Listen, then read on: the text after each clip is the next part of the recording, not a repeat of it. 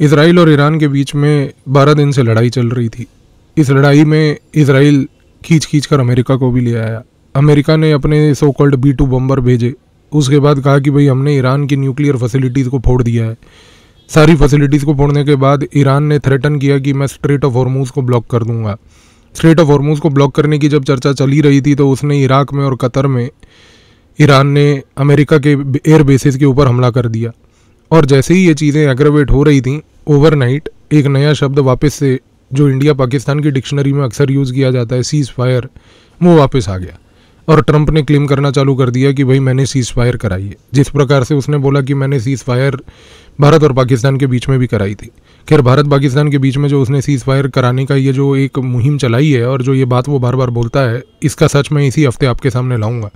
लेकिन सबसे बड़ी बात यह है कि जब हम बात करते हैं ये सीज़ फायर की कि ट्रंप ने दोबारा ये बात बोली इजराइल और ईरान के बीच में। खैर, ईरान ज़रूर ये कहता है कि हमने कोई सीज़ फायर ऑफिशियल लेवल पर अग्रीमेंट के तहत नहीं की है, लेकिन हमने हॉस्टिलिटीज़ को रोक दिया है। अब सवाल ये उठता है कि ये आफ्टर ऑल हो क्या रहा है, ये चल क्या रहा था, ये सब हुआ क्यों, ये सब ड्रामा था क्या। इसके लिए आपको इतिहास के पन्नों में जाने की आवश्यकता है। 1953 में जब कोल्ड वॉर चल रही थी, उस समय अमेरिका का एक राष्ट्रपति था जिसका नाम था ड्वाइट आइसेनहोवर। ड्वाइट आइसेनहोवर ने यूनाइटेड नेशंस जनरल असेंबली में एक स्पीच दी थी। उस स्पीच के तहत उसने एक प्रोग्राम लॉन्च किया था। प्रोग्राम का नाम था एटम्स फॉर पीस इनिशिएटिव। इस प्रोग्राम के तहत उस समय ड्वाइट आइसेनहोवर, जो अमेरिका का राष्ट्रपति था, उसने एक बहुत ही संवेदनशील स्पीच के तहत ये बात बोली कि हम चाहते हैं कि हम अमेरिका में रहते हुए अन्य देशों को विश्व के जो सिविलियन टेक्नोलॉजी है न्यूक्लियर लेवल की, उसका कैसे प्रयोग करना है, उसके क्या क्या फ़ायदे हैं, वो सब हम शेयर करेंगे। उसने जो प्रोग्राम लॉन्च किया उसका नाम था एटम्स फॉर पीस, यानी कि atomic energy for peaceful use. इसका ऑब्जेक्टिव ये था कि हम किसी भी देश को ये बताएंगे, उनके साथ शेयर करके टेक्नोलॉजी, कि कैसे आप न्यूक्लियर लेवल की सिविलियन पर्पस पर टेक्नोलॉजी का प्रयोग कर सकते हो बिजली के उत्पाद के लिए। इसके साथ साथ मेडिकल लेवल पर न्यूक्लियर मेडिसिन के पर्पस से। अब ये देखने में तो बहुत अच्छा लगता है। देखने में तो लगता है कि देखिए अमेरिका उस समय कितना दूसरों के विकास के लिए जो है एकदम संदिग्ध था और चाहता था कि दूसरों का विकास हो। पर अमेरिका जैसा देश किसी का नहीं हो सकता। उस समय भी उसका इस पर्टिकुलर मोटिव के पीछे एक बहुत बड़ी रणनीति थी, और रणनीति ये थी कि वो ये चाहता था कि कोई भी देश सोवियत यूनियन के ऑर्बिट में ना जाए, और सोवियत यूनियन के ऑर्बिट में ना जाने के चक्कर में कि उस देश का ज़्यादा एंगेजमेंट अमेरिका से हो जाए, atoms for piece initiative launch किया गया। खैर, हम एटम्स फॉर पीस इनिशिएटिव के बारे में चर्चा नहीं कर रहे, पर सवाल ये है कि मैंने ये बात की मेंशन यहाँ पर क्यों की, क्योंकि 1950s में ईरान जो था वो उस समय प्रो अमेरिका था। अमेरिका ने रज़ा शाह पहलवी का एक रेजीम ईरान के अंदर इंस्टॉल करके रखा हुआ था।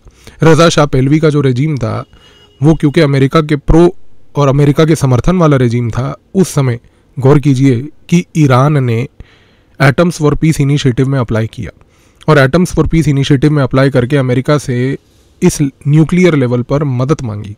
और गौर कीजिए कि अमेरिका ने 1950s और 60s में ईरान के न्यूक्लियर साइंटिस्ट्स को अमेरिका बुलाकर ट्रेन किया, उनको बकायदा ट्रेनिंग दी, उनको बकायदा न्यूक्लियर लेवल का आर्किटेक्चर दिया, उनको न्यूक्लियर फैसिलिटीज़ बनाने में मदद करी कि किस प्रकार से वो बिजली का उत्पाद, किस प्रकार से ईरान जो है न्यूक्लियर मेडिसिन पे रिसर्च कर सकता है। यहाँ पर एक पॉइंट बड़ा इंपॉर्टेंट है कि जब आप किसी देश को सिविलियन लेवल पर न्यूक्लियर टेक्नोलॉजी देते हैं तो उसके बाद थोड़ी से ही एफर्ट से वो देश इस सिविलियन टेक्नोलॉजी का प्रयोग करके उसको मिलिट्री लेवल पर ले जा सकता है। यानी कि यदि अगर आपके पास सिविलियन लेवल की कैपेबिलिटी है तो सिविलियन लेवल से मिलिट्री लेवल पर जाना पहली बात तो आपके लिए मुश्किल नहीं। अब यहाँ पर ये जो पॉइंट इसलिए इम्पोर्टेंट है क्योंकि अगर आज बार बार ये चर्चा चल रही थी और जो चर्चा विश्व तौर पर बार बार बोली जाती है कि ईरान एक परमाणु बम बनाने जा रहा था, तो सबसे पहले अमेरिका उसको पूरे विश्व के सामने खड़े होकर अपने मुंह पे चांटा मार के ये बात को एक्सेप्ट करना चाहिए कि उसको सिविलियन कैपेबिलिटी देने वाले पहली बात तो हम थे। अब ये सारी चीज़ें तब तक ठीक थी जब तक ईरान जो है वो प्रो अमेरिका था। लेकिन 1979 में ईरान में एक रेवोल्यूशन हुआ। इस रेवोल्यूशन के बाद जब खोमेनी का रेजीम ईरान में आया तो खोमेनी के रेजीम ने आकर विलायत ए फ़क्की नाम के कॉन्सेप्ट को अपनाया। विलायत ए फ़क्की नाम का मतलब ये है कि उसने एक ऐसी एंटी यूएस रेजीम क्रिएट करी ईरान के अंदर कि जिसमें सारी की सारी पावर सेंट्रलाइज करके सुप्रीम लीडर खोमेनी के हाथ में आ गई। अब दिक्कत ये थी कि जाहिर सी बात है कि अमेरिका को इसको अपोज करना था। इसको अपोज करने के लिए यहाँ पर ईरान के अंदर एक संगठन था, उस संगठन का नाम था मुजाहिदीन खल्लाक। मुजाहिदीन खल्लाक नाम का ये जो संगठन है ये 1965 में बना था, और इस संगठन की सबसे बड़ी ब्यूटी ये है कि विश्व का ये सबसे पहला संगठन था जो 1965 में ईरान में बना था, जो कि वामपंथिक सोच के लोग और इस्लामिक सोच के लोगों का एक फ्यूजन था। ये आज तक उससे पहले कभी देखा नहीं गया था।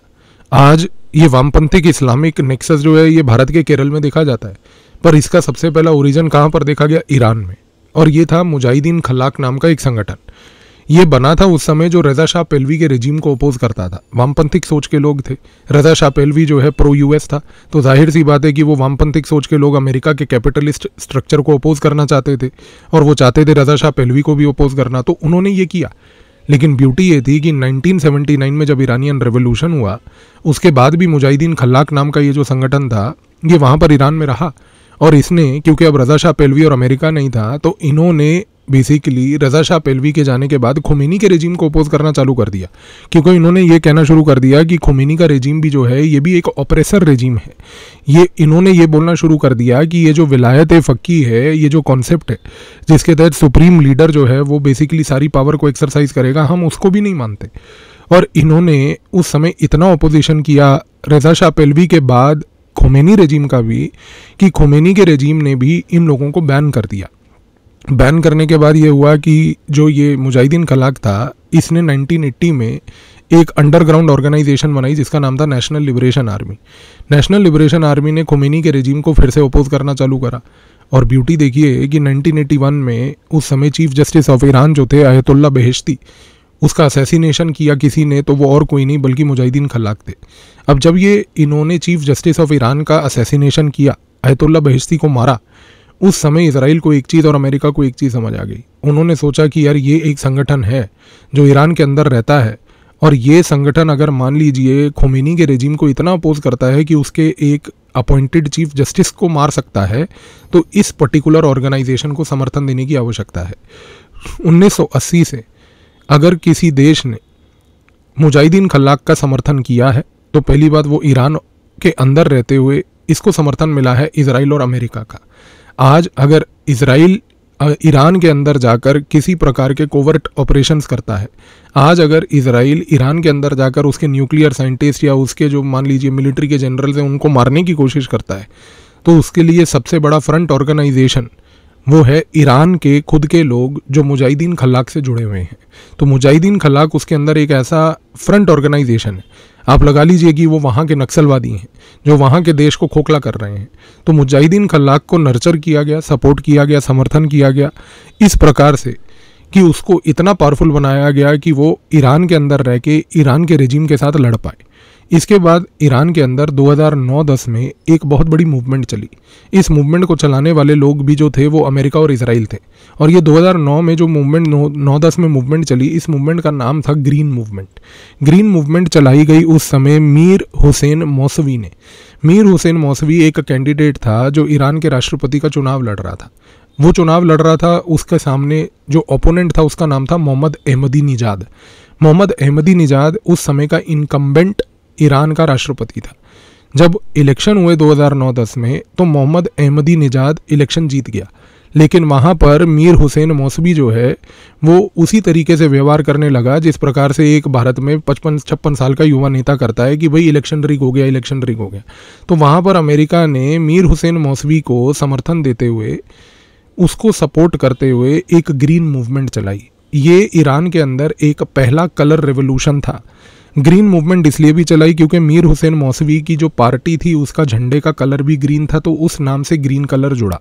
अब सबसे बड़ी ब्यूटी देखिए कि ये जो कलर रेवोल्यूशन मैन्युफैक्चर किया गया मीर हुसैन मौसवी का, जो मोहम्मद अहमदी निजाद के खिलाफ था, इस पर्टिकुलर ग्रीन मूवमेंट को समर्थन देने के लिए मुजाहिदीन खल्लाक ऑर्गेनाइजेशन के लोग भी उतरे।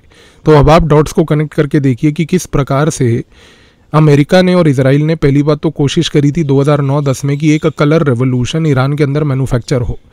गौर कीजिएगा दूसरी महत्वपूर्ण चीज़ कि यदि ये सक्सेसफुल हो जाता तो जो अरब स्प्रिंग की शुरुआत 2011 में टुनीशिया से हुई, वो टूनीशिया से नहीं बल्कि 2009-10 में ईरान से होती।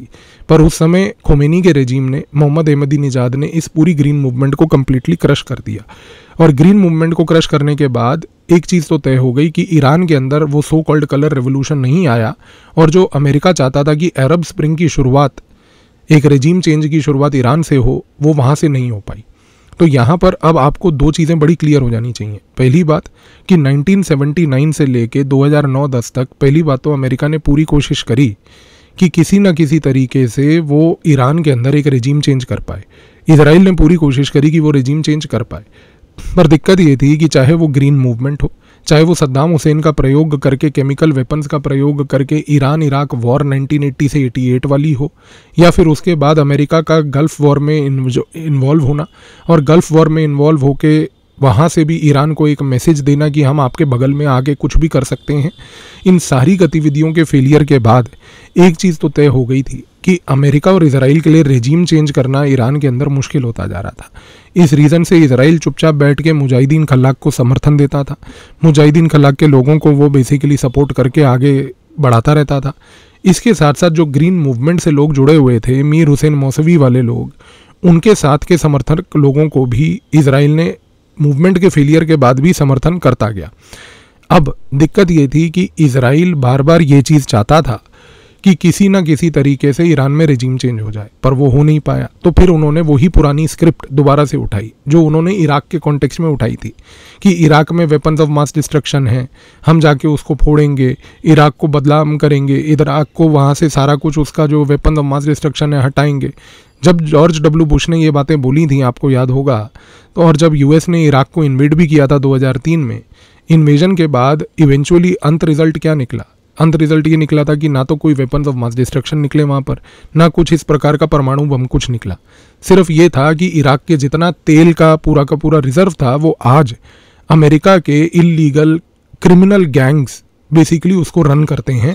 और मैंने ये क्रिमिनल गैंग्स का प्रयोग शब्द का इसलिए किया क्योंकि अमेरिका के मिलिट्री के जितने भी रिटायर्ड अधिकारी होते हैं वो सारे क्रिमिनल्स होते हैं, और वो क्रिमिनल्स आज की डेट में बेसिकली इन गैंग्स को रन करते हैं, जिसके तहत उन्होंने पूरे के पूरे इराक के ऑयल के ऊपर कब्जा किया हुआ है। अब दिक्कत क्या थी? अब दिक्कत ये थी कि इनको इराक के बाद फोकस ईरान पे करना था, क्योंकि मिडल ईस्ट में टूनीशिया में 2011 से अरब स्प्रिंग आ चुका था। अरब स्प्रिंग एक जगह पर अपनी जगह चल रहा था, पर ईरान के अंदर ना रेजिम चेंज हो रहा था, ना कुछ हो पा रहा था। सारी दिक्कत ईरान को लेके क्यों थी? एक चीज़ पे अब समझने की कोशिश कीजिए। ईरान दिक्कत इसलिए नहीं थी कि ईरान के पास कोई परमाणु बम है। ईरान दिक्कत इसलिए थी क्योंकि आज ईरान के पास वर्ल्ड का second largest natural gas reserve है। नेचुरल गैस एक फ्यूचर फ्यूल है। अमेरिका को, इजराइल को, बाकी अन्य देशों को सबसे पहली बात इस चीज़ के ऊपर एक सहमति बनानी है कि ये जो फ्यूचर फ्यूल है नेचुरल गैस, इसका सप्लाई वर्ल्ड में आगे जाकर कौन करेगा। आज विश्व तौर पर ऑयल का ट्रेड हो रहा है, पर ऑयल के ऑल्टरनेटिव और सब्स्टिट्यूट्स ढूंढे जा रहे हैं। आप इस चीज़ से अंदाज़ा लगाइए कि मिडल ईस्ट के अंदर जो जीसीसी है, Gulf Cooperation Council, middle east के अंदर जो आज की डेट में Saudi Arabia led, United Arab Emirates led बाकी सारे अन्य देश हैं, वो खुद इस बात को समझ गए हैं कि हमें ऑयल के बियॉन्ड जाना है। इस रीज़न से वो आज की डेट में इकोनॉमिक प्रोजेक्ट्स, इन्वेस्टमेंट, इंफ्रास्ट्रक्चर, इन चीज़ों में लगे हुए हैं, क्योंकि उनको भी पता है कि ऑयल का महत्व आने वाले समय में घटेगा और उनके पास तेल के सवाए और कुछ नहीं है। और ईरान मिडल ईस्ट में एक ऐसा प्लेयर है जिसके पास विश्व का दूसरा लार्जेस्ट नेचुरल गैस रिजर्व है।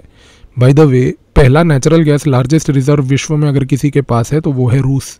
अब आप समझ रहे हैं कि रशिया और ईरान के बीच में इतनी बनती क्यों है, क्योंकि ये दो देश विश्व की सबसे बड़ी नेचुरल गैस सप्लायर्स हैं, और विश्व के ये दो देश हैं जो पूरे के पूरे नेचुरल गैस को आने वाले समय में सप्लाई करेंगे, पूरे विश्व को देंगे, जिसके तहत इनका दबदबा आगे बढ़ेगा। और अब आप तीसरा पॉइंट समझ रहे हैं कि चाइना रशिया और ईरान के साथ क्यों समर्थन में खड़ा है, क्योंकि चाइना को ये बात पता है कि अगर मुझे 2049 में विश्व का सुपर पावर बनना है तो उसके लिए मुझे नेचुरल गैस की आवश्यकता है, जो मुझे ईरान और रशिया से ही मिलेगी।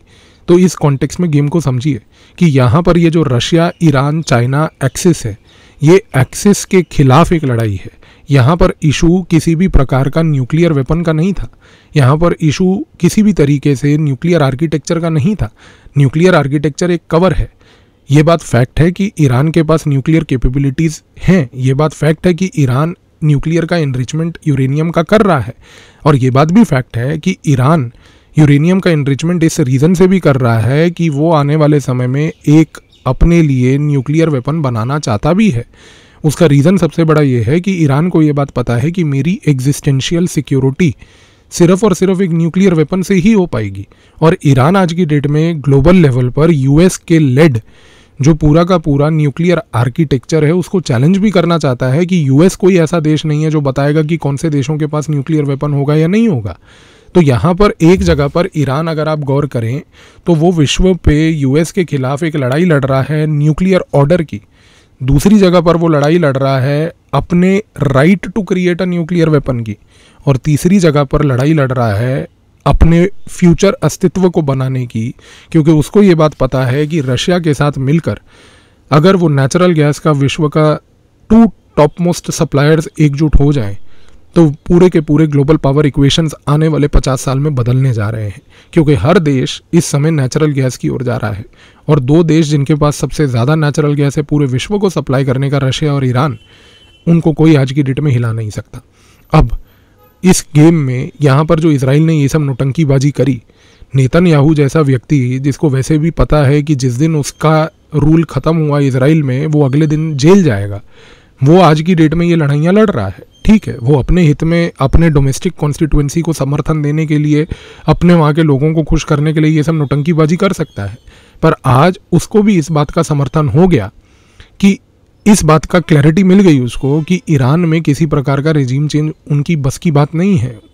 इस रीज़न से अब आप समझने की कोशिश कीजिए कि एक पॉइंट पर जब अमेरिका ने और ईरान ने मूर्खता वाली बातें शुरू कर दी थी, ये प्रकार की कहनी, और इजराइल को बार बार प्रोवोक करके नेतन्याहू ये स्टेटमेंट दे रहा था कि हम खुमैनी को कहीं पर भी पकड़ के मार देंगे, उस समय जब ये पिछले 3 दिनों में 4 दिनों में बातें उठने लगीं और ट्रंप ने भी ये बात बोली कि हमें पता है वो सो कॉल्ड सुप्रीम लीडर कहाँ छिपा है, हम उसको अभी नहीं मारेंगे, बाद में मारेंगे, इस पॉइंट पर रशिया और चाइना ने मिलकर ये बात बहुत क्लियर कट तरीके से इजराइल को बोल दी थी कि ये याद रखिएगा कि यदि अगर खुमैनी को कुछ हुआ तो उसके बाद आपके यहाँ पर क्या होगा उसके बारे में फिर हम ज़्यादा बोलेंगे नहीं, फिर आप चीज़ देखते जाइएगा क्या होगा। और इस दौरान चाइना ने अपना दबदबा बनाया, चाइना ने अपने जहाज़ भर भर के कारतूस के भेजने शुरू कर दिए, जो हम सबके सामने आप लोगों ने ऑब्जर्व किया अभी। इस पॉइंट पर रशिया और चाइना ने मिलकर जब ये बात बोली कि खुमैनी का रेजिम चेंज नहीं होने वाला है, हम उसके साथ खड़े हैं, तो इन लोगों को समझ आ गया कि रेजिम चेंज नहीं हो सकता। अंत में अमेरिका को अब फेस छुपाना था, क्योंकि अब पता था कि बेइज्जती तो हो गई है, इज्जत वैसे भी थी नहीं, 2 रुपल्ली का देश है। तो इस कॉन्टेक्स्ट में फिर उसने लास्ट में वो अंत नौटंकी रची कि चलो अब मैटर का क्लोजर लाया जाए। मैटर का क्लोजर कैसे लाया जाए कि चलो B-2 बम्बर भेजते हैं, वो ड्रामा करते हैं पूरा विश्व के सामने, फिर वो जी अमेरिकन पावर की वो रीलें बन रही हैं, जैसे हमारे यहाँ पर वो लाल आंख वाली रीलें बनती हैं, आपको पता है। तो उस प्रकार से होते होते क्या हुआ कि ये जो B-2 बम्बर्स आए, उन्होंने वहाँ पर जो पूरी नौटंकी ड्रामाबाजी करी, सब कुछ करने के बाद ईरान ने अपना रिटेलिएशन करके अमेरिका के जो एयर बेसिस पे हमला करा कतर में और इराक में, उसके बाद सडनली अब ये सीज फायर हो गया, जिससे कि मैटर का क्लोजर हुआ। पर यहाँ पर अब 2 चीज़ें हैं, अब इसके आगे फ्यूचर क्या है। सबसे पहली चीज़, ईरान का डी न्यूक्लियराइजेशन नहीं हुआ है। मैं आपको बार बार एक चीज़ बोलता आया हूँ कि आपको ये चीज़ समझनी है कि आप ईरान से चाहते क्या हैं। क्या आप चाहते हैं कि ईरान के पास न्यूक्लियर कैपेबिलिटी हो ही ना? वो तो पॉसिबल नहीं है, क्योंकि वो तो पूरी capability build atoms for piece initiative 1953 से चल रही है, उसके लिए तो अमेरिका ही रिस्पॉन्सिबल है, तो वो चीज़ तो कभी होगी नहीं। दूसरी चीज़, सबसे बड़ी बात यह है कि आज आप लीडरों के स्टेटमेंट्स को गौर कीजिए। अमेरिका और इजराइल क्या बोल रहे हैं? वो बोल रहे हैं कि भाई हमने एक ऐसी परिस्थिति पैदा कर दी है कि ईरान अब 10 साल पीछे हो गया, 15 साल पीछे हो गया। सर, बात 10 साल 15 साल पीछे होने की नहीं है, बात यह है कि क्या आप ईरान को डी न्यूक्लियराइज कर पाए? नहीं कर पाए। यानी कि रशिया, चाइना, नॉर्थ कोरिया जैसे देश कभी भी अगर चाहें, और वो करेंगे भी, कि आने वाले समय में आप देखिएगा कि वो लोग ईरान की इस न्यूक्लियर कैपेबिलिटी को चुपचाप शांतिपूर्वक तरीके से बनाते रहेंगे, और जैसे ही ये पूरी शांतिपूर्वक तरीके से बन जाएगी, आप उसके बाद देखिएगा कि यहाँ पर गेम क्या होता है। अब आते हैं सबसे महत्वपूर्ण तीसरे पॉइंट पर कि इस पूरी की पूरी घटना के बाद क्या अब इजराइल शांत रहेगा? जी नहीं। इजराइल, जैसा मैंने आपको बताया कि इस मोमेंट पर उसका ऑब्जेक्टिव ये रहेगा कि वो ईरान के अंदर खलबली मचाता रहे, क्योंकि इजराइल का एक ऑब्जेक्टिव ये है कि मुझे ईरान में रेजिम चेंज चाहिए। अब वो क्या करेगा कि मुजाहिदीन खलाक का समर्थन करेगा। आज इजराइल एक और काम करेगा कि जितने भी ईरान के अंदर कुर्दिश लोग रहते हैं उन लोगों का एक संगठन बना हुआ है जिसका नाम है पार्तिजियाना आज़ाद कुर्दिस्तान, उसका समर्थन करेगा। खुजेस्तान रीजन जो है ईरान का, उस खुजेस्तान रीजन में आज अवाजी अरब रहते हैं। ये अवाजी अरब जो हैं ये सुन्नी मुसलमान हैं जो ईरान में रहते हैं। आज इजराइल इनका भी समर्थन करेगा। आज इजराइल जो है वो तेहरान यूनिवर्सिटी, शरीफ यूनिवर्सिटी, इन जैसी यूनिवर्सिटीज़ में जहाँ पर छात्र पढ़ रहे हैं उन छात्रों को टारगेट करके ये कोशिश करेगा कि उनको भी उकसाए, स्ट्रीट प्रोटेस्ट करवाएगा। तो ईरान के अंदर खलबली मचाए रखना ये इजराइल के हित में है। इजराइल ये गतिविधियां करता रहेगा और आने वाले समय में आप इजराइल की तरफ से एक और गतिविधि होते हुए देखेंगे कि वो अयतुल्ला खोमेनी जो है आज की डेट में उसके खिलाफ भी एक प्रोपोगेंडा कैंपेन चलाएगा। उसकी मेडिकल रिपोर्ट्स को रिलीज़ करेगा और बोलेगा कि वो मानसिक तौर से हिल गया है, पागल है। फिर वो बताएंगे कि वो बीमार है, वो आज की डेट में डिसीजन नहीं ले सकता। वो इस हद तक जाएंगे कि वो आज आप सोचने की कोशिश कीजिए कि खोमेनी के कॉन्टेक्स्ट में उसके आसपास का जो पूरा सर्कल है उस सर्कल में एक इनसिक्योरिटी भी पैदा करेंगे कि खोमेनी ने कई बिलियन डॉलर की कंपनियां बाहर बना रखी हैं और इन कंपनियों के तहत वो इलीगल धंधे करता है, गोरख धंधे करता है। तो ऑब्जेक्टिव इजराइल का ये रहेगा कि एक साइकोलॉजिकल केओस ईरान के अंदर बना रहे। हाँ, जहाँ तक लड़ाई की बात है, जहाँ तक ये जो मिलिट्री बम चल रहे थे कि एक दूसरे के ऊपर मिसाइल पे मिसाइल दाब रहे हैं, वो फॉर द टाइम बिंग ज़रूर रुक जाएगा। और देखिए, मैं आपको ये बात पहले भी कह चुका हूँ कि ट्रंप का ऑब्जेक्टिव सिर्फ एक है कि उसको एक डील करानी है अपने नाम पर। वो सारा दिन डील डील डील दल्ले की तरह वो करता रहता है, जिस प्रकार का वो व्यक्ति भी है। तो उसको आज की डेट में गुड़गांव का वो प्रॉपर्टी डीलर बन के वही गतिविधियाँ करनी है जो वहाँ के लोग करते हैं।